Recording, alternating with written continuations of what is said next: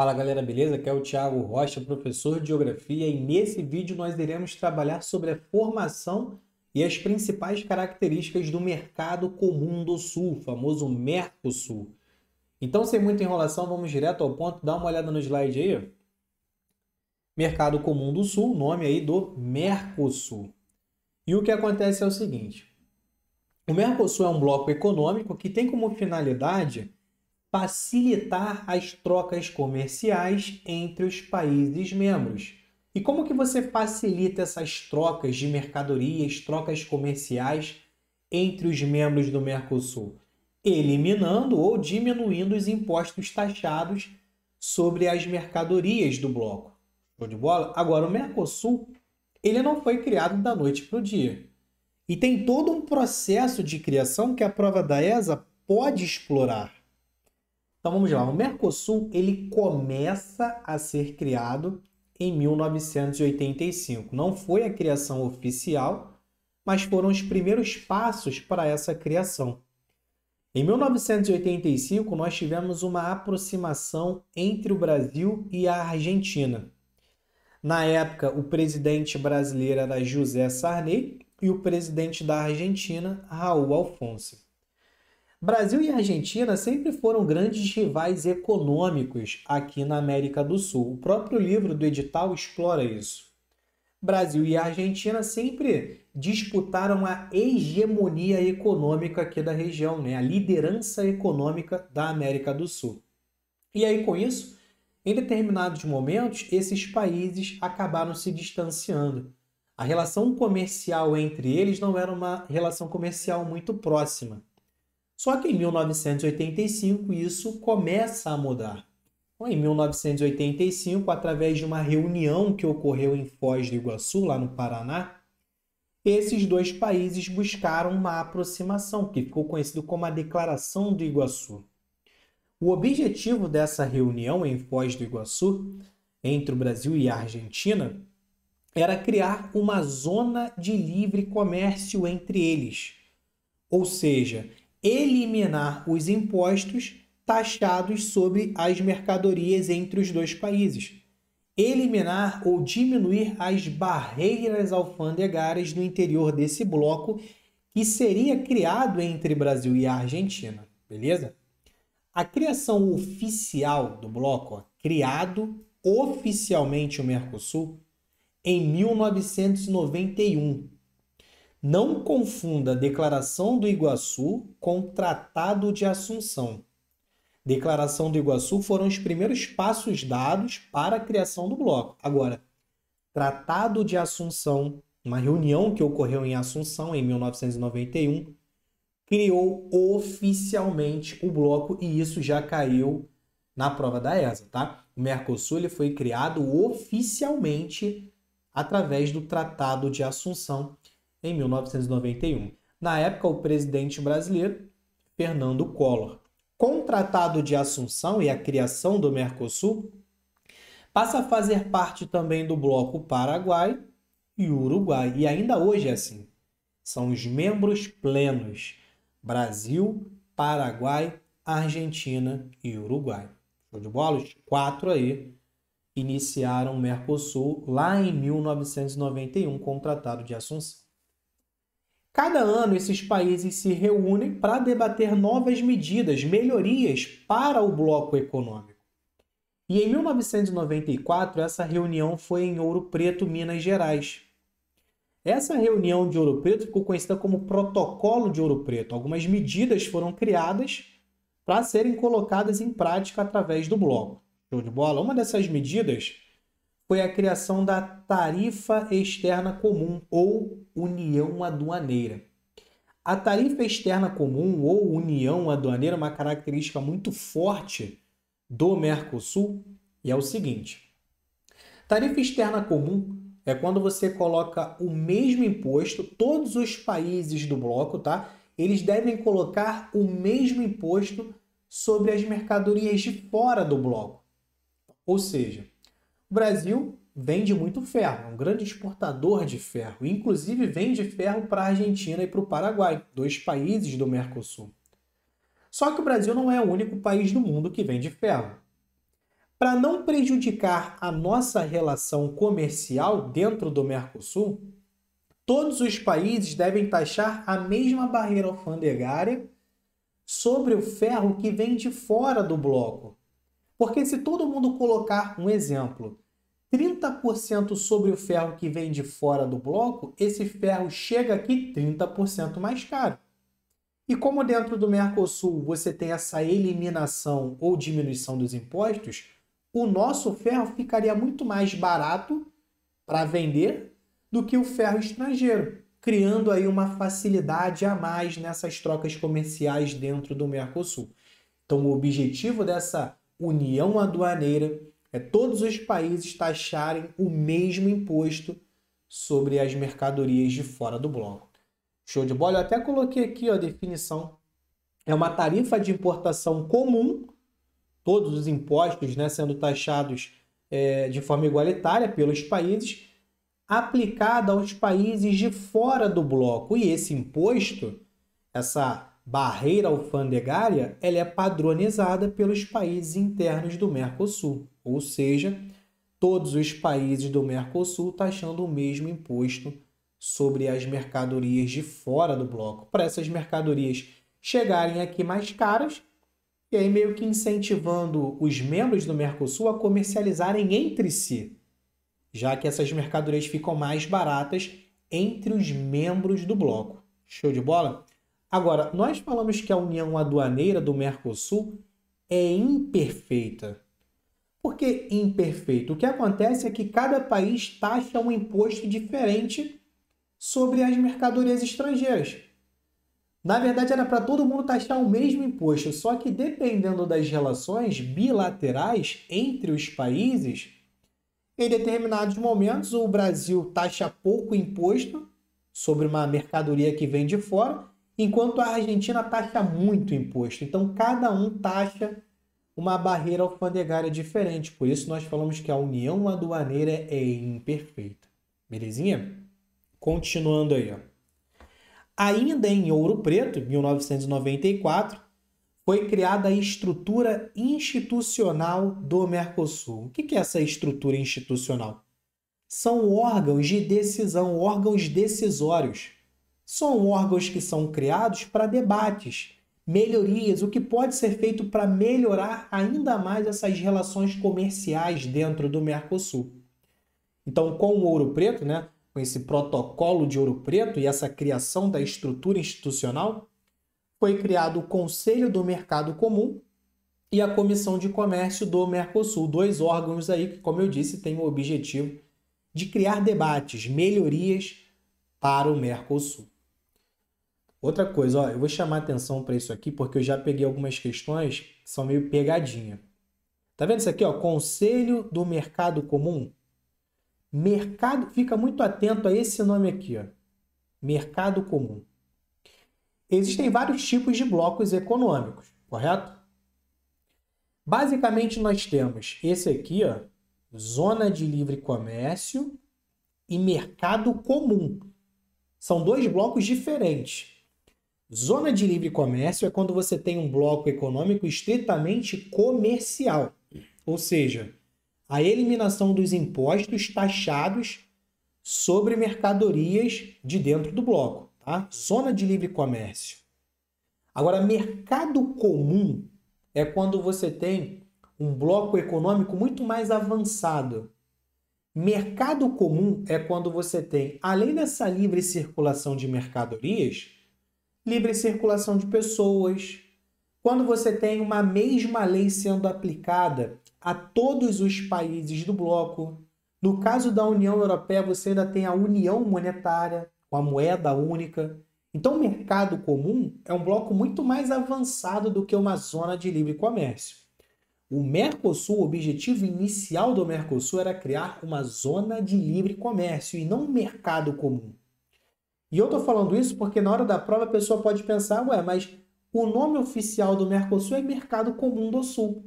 Então, o objetivo inicial era criar um mercado comum.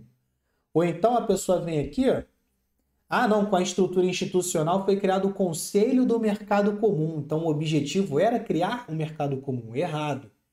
O objetivo inicial do Mercosul era criar uma zona de livre comércio. Ainda não tinha essa ambição de criar um mercado comum.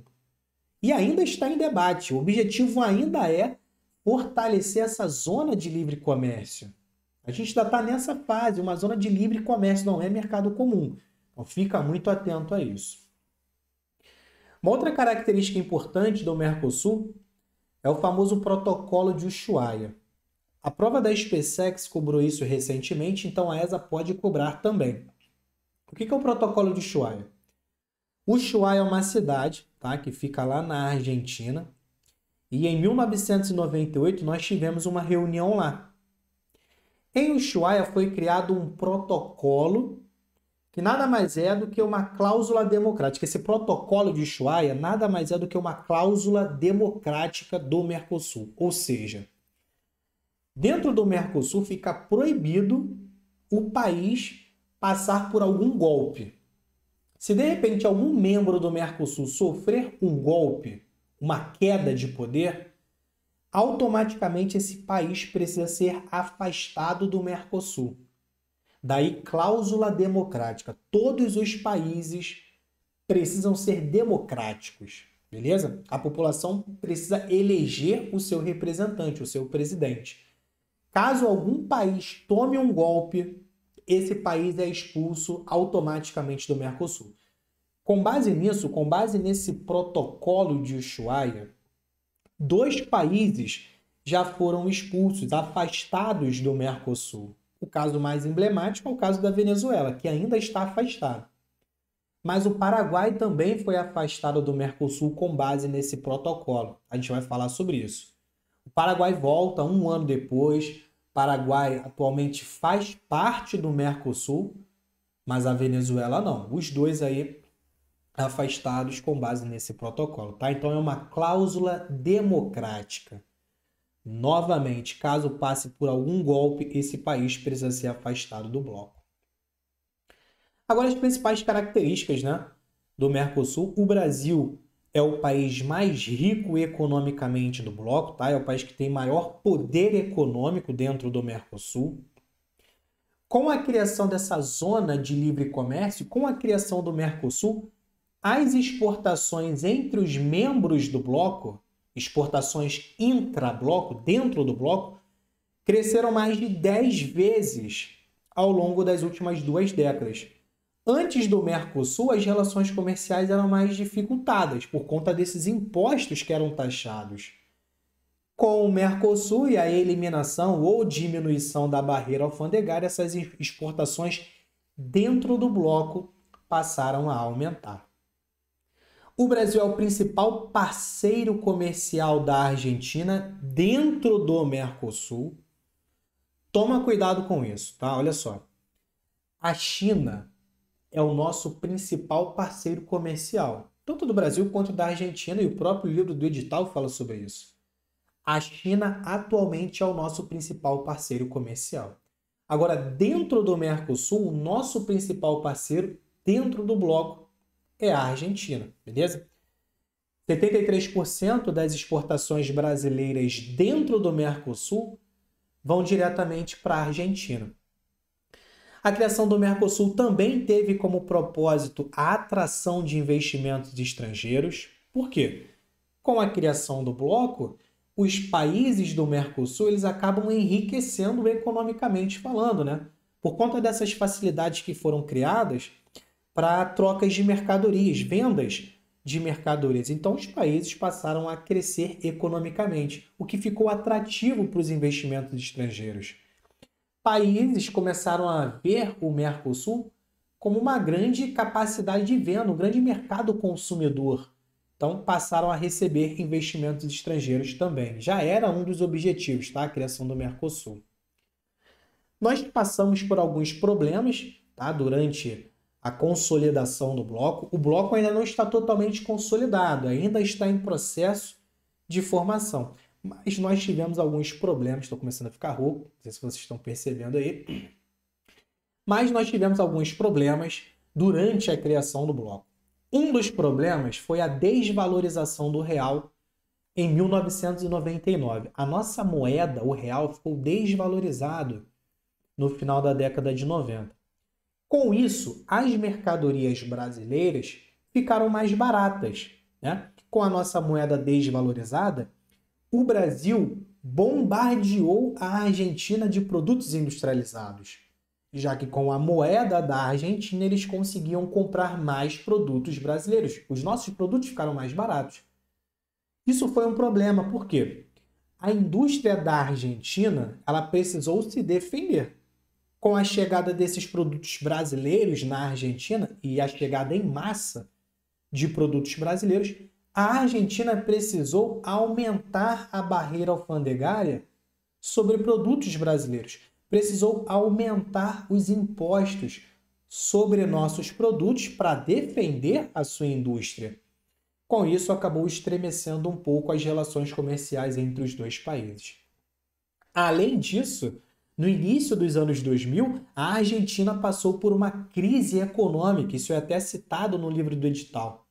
Essa crise econômica também afastou os dois países. Boa parte dos produtos que seriam exportados para a Argentina, produtos brasileiros, não chegam lá, já que a Argentina está em crise, então também distanciou os dois países. Um outro fator que foi um problema para o Mercosul foi a aproximação da China ao bloco. Com a aproximação da China no Mercosul, o Brasil, por exemplo, passou a comercializar boa parte dos produtos com a China, prejudicando a relação com a Argentina, tá? E a Argentina fez a mesma coisa. Ao invés de comercializar com o Brasil, passou a comercializar com a China, distanciando aí os membros do Mercosul, tá? Então também foi um problema. O núcleo geoeconômico do Mercosul, ou seja, a região mais rica do bloco, é a região Platina, tá? A Bacia Platina, que pega os 4 países do Mercosul. E acaba que nessa região da Bacia Platina você tem a região mais rica do bloco, tanto do Brasil, na região centro-sul do Brasil, a região mais rica, como na região dos países como a Argentina, Paraguai e Uruguai. Então é a região mais rica do Mercosul, a região Platina. O Mercosul é um grande parceiro econômico atualmente da União Europeia, tá?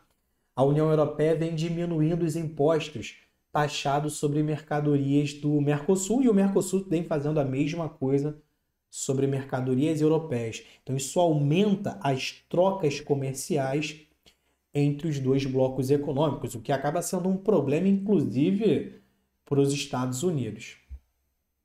Quem são os membros plenos do Mercosul? Os membros plenos são os membros que participam totalmente do bloco, tá? E dentro das reuniões, esses membros têm poder decisório, eles podem decidir algumas medidas. Os membros plenos, Brasil, Argentina, Uruguai e Paraguai, são os mesmos países que fazem parte da Bacia Platina, tá? A Bolívia também faz parte da Bacia Platina, mas não é um membro pleno.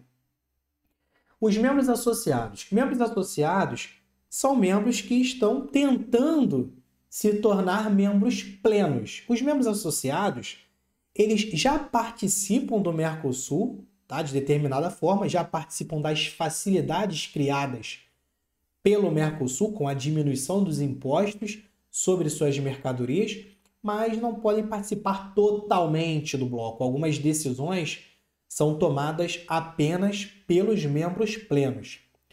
Mas esses membros associados estão aí em busca de se tornarem plenos. Quem são os membros associados? Chile e a Bolívia, que passaram a fazer parte desses membros associados em 1996. Eu coloquei em vermelho aqui, ó, porque o próprio livro do edital coloca que a Bolívia é o país que está mais próximo aí de se tornar um membro pleno, tá? O Peru, desde 2003, é um membro associado. A Colômbia e o Equador também desde 2004. Agora, a questão da Venezuela. Para você fazer parte do Mercosul, você precisa ser aceito por todos os membros plenos. Beleza? A Venezuela queria fazer parte do Mercosul, então ela precisava ser aceita pelo Brasil, Paraguai, Argentina e Uruguai. Precisa ser aceito por todos. A questão da Venezuela foi o seguinte: ela assina o protocolo de adesão em 2006. Na época, o presidente era Hugo Chávez, tá? Só que o Paraguai embarreirava a entrada da Venezuela no bloco. O governo do Paraguai acreditava que Hugo Chávez tinha uma postura de ditador, não era uma postura democrática. Então, o Paraguai embarreirava a entrada da Venezuela no bloco. Só que em 2012, por parte, tá? Em 2012, o Paraguai acaba saindo do Mercosul com base do protocolo de Ushuaia, não é nem saindo, né? Ele foi expulso do Mercosul. O que acontece? Em 2012, o presidente do Paraguai, Fernando Lugo, ele acabou sofrendo um impeachment. O governo dele caiu, só que caiu muito rápido. E isso foi visto como uma questão antidemocrática. O Fernando Lugo não teve tempo para se defender dessas questões que foram colocadas e acabaram levando à queda do governo dele. Então isso foi visto como uma tentativa antidemocrática. Com a queda do governo de Fernando Lugo em 2012, o Paraguai acabou sendo expulso do Mercosul. Volta um ano depois, tá? O Paraguai faz parte do Mercosul, volta um ano depois, a partir de novas eleições. Mas eu falei que o Paraguai embarreirava a entrada da Venezuela.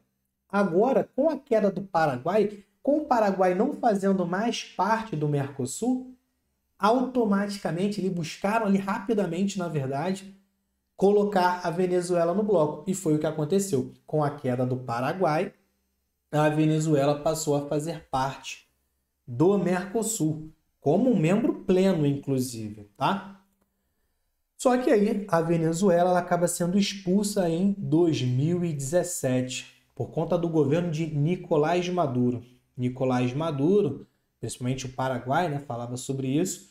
Nicolás Maduro adotava uma postura de ditadura, né? Não tinha uma postura democrática. Então, em 2017, o governo da Venezuela acaba caindo. Nos livros anteriores, eles até falavam de 2016, só que, de acordo com o livro do edital, a queda da Venezuela no Mercosul foi em 2017, com o presidente Nicolás Maduro. Show de bola? Nós temos outras informações sobre o Mercosul, só que essas informações acabaram saindo do livro do edital. Nós temos também membros observadores, além desses membros plenos e associados, membros observadores como México e Nova Zelândia, mas isso já saiu do livro do edital. Show de bola? Bom, vou ficando por aqui, né? Trabalhamos o Mercosul, bastante informação, dá uma revisada novamente, reveja esse vídeo porque tem bastante informação importante aí. Então vou ficando por aqui, até a próxima aula, beijos, abraços, fui!